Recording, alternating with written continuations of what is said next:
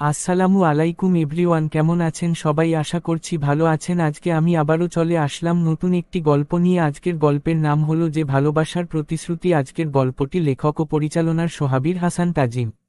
গল্পটি শুরু করার আগে যারা যারা এখনও আমার চ্যানেলটি সাবস্ক্রাইব করেন নাই, অবশ্যই আমার চ্যানেলটি সাবস্ক্রাইব করে পাশে থাকা বেল বাটন অন করে দিবেন। আজকের গল্পটি শুরু হচ্ছে। প্রেমের গল্প, তাজিম ও প্রমি, সিজন 02, পর্ব 01।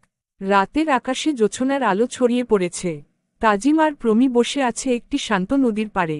চারপাশে কেবলই পাখিদের ডেকে ওঠার মিষ্টি সুর। তাজিম কিছুক্ষণ ধরে চুপচাপ বসে আছে, যেন মনের মধ্যে কোনো বড় সিদ্ধান্ত নিচ্ছে। প্রমি তাকিয়ে থাকে তাজিমের দিকে। সে বুঝতে পারে তাজিমের মন কিছুটা ভারাক্রান্ত। তুমি কিছু বলছো না কেন, তাজিম? কেমন যেন অদ্ভুত লাগছে আজ তোমাকে। আসলে বলবো ভেবেছিলাম, কিন্তু জানি না কিভাবে শুরু করব। কেন? আমাদের মধ্যে তো কিছু লুকানোর দরকার নেই। বলো, তাজিম। তাজিম একটু থেমে গভীর শ্বাস নিল। তারপর বলল, প্রমি, জানো, জীবনটা যেন একটা ছোট গল্পের মতো। আমরা প্রতিদিন একসাথে কাটাই, হেসে খেলে সময় পার করি। কিন্তু আমি এখন ভাবছি, যদি আমাদের এই গল্পের পরিণতি ভালো না হয়। প্রমি হতবাক হয়ে গেল। তুমি কি বলতে চাইছ? তুমি আমাকে ছেড়ে যেতে চাও? না, প্রমি, আমি তোমাকে কখনোই ছেড়ে যেতে চাই না। বরং আমি চাই আমাদের গল্পটা সারা জীবনের জন্য থেকে যাক। আমি চাই আমাদের এই মুহূর্তগুলোকে এমনভাবে স্মরণীয় করে রাখি, যেন কোনো বাধা আমাদের আলাদা করতে না পারে। প্রমি একটু হাসল। তাহলে এত ভয় কেন? আমাদের ভালোবাসা কি এতটাই দুর্বল যে তা ভেঙে যাবে? ঠিকই বলছো।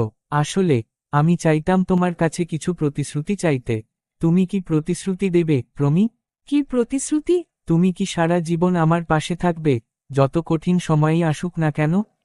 প্রমি তাজিমের হাত ধরে বলল।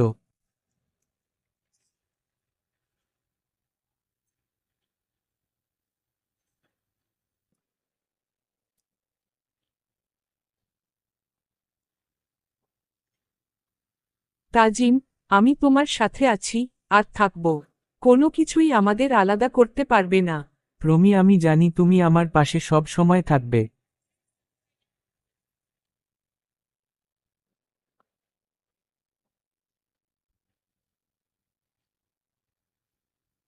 নদীর ঢেউয়ের মৃদু শব্দ যেন তাদের মনের কথাকে আরো গভীর করল। জোছনার আলোয় তারা একে অপরের দিকে তাকিয়ে থাকল, যেন সময় সেখানে থেমে গেছে।